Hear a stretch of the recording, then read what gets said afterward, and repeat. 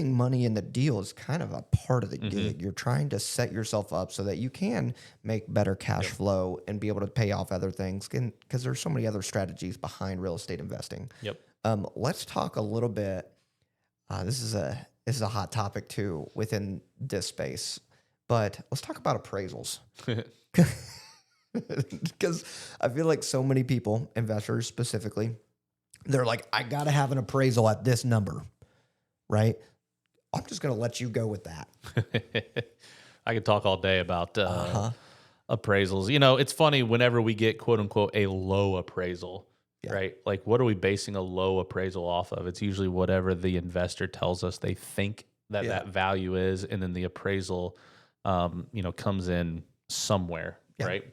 And what I always say, if we get quote unquote a low appraisal, it's usually your neighbor's fault, right? Because they're either selling their properties for less than maybe what it should be, or something like that. But the biggest, I would say the hardest part to come up with an appraised value right now, especially with investors that are following the Burr method. Yeah. Especially right now, it's December. Okay. Yeah. Think about the people who are buying properties right now using the Burr method. Mm-hmm. When are they going to refinance? Yeah, probably in April, May, somewhere in that time frame, right? And I'm using generalizations here. Right. The comparables that we're using right now to get an after repair value are going to be based off of the last 12 months from right now. We could use technically comps from December of 2024. Yeah. All right. Fast forward 5 or 6 months. Now the most that we can use from an appraisal is April or May of 2025. If the market changes drastically during that time frame, we are looking at two different markets. Yeah. And so the values of those properties, hopefully, right, we want the market to continue to go up.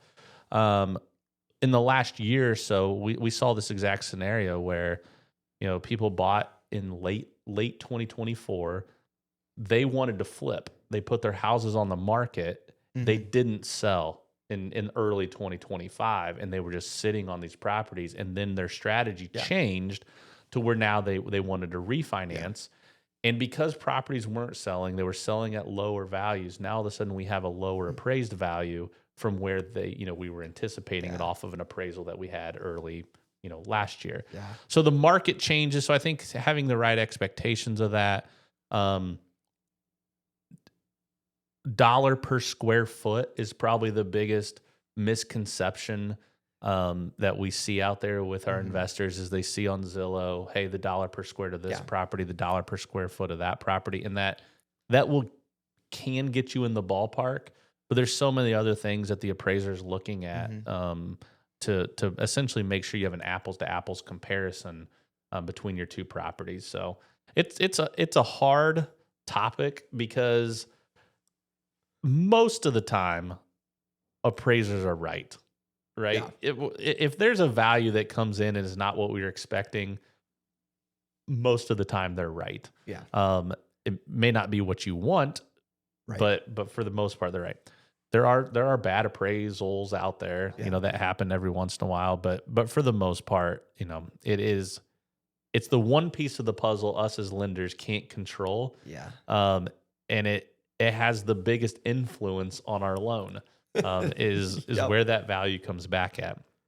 Now, one thing, and this is where the rules in lending and appraisals, I don't have an explanation for this one, but if you're purchasing a property, we give the purchase contract to the appraiser. Yeah. The appraiser knows what the sale price is on that property. Now, they don't know if they're going full asking or underneath asking. But 9 times out of 10, the value of that property comes in dead on where the purchase price is.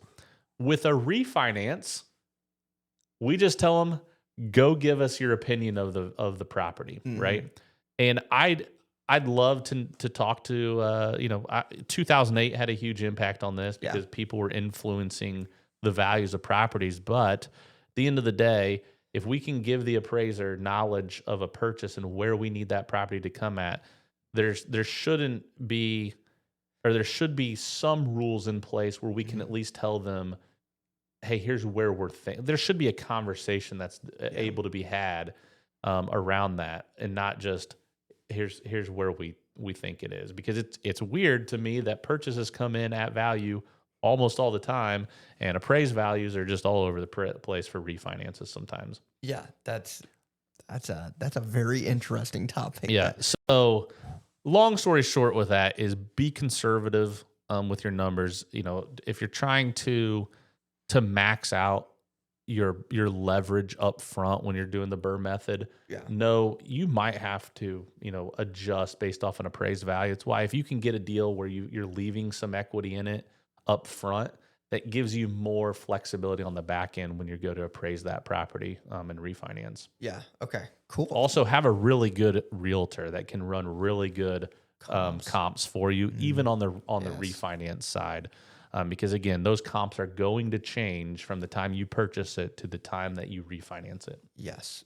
And if you need help finding a great realtor, always feel free to reach out to us as well. Because that's what the world we live in every day. And so we can pair you with the right person. Yep. Man, Jared, thank you so much. That was a big knowledge drop.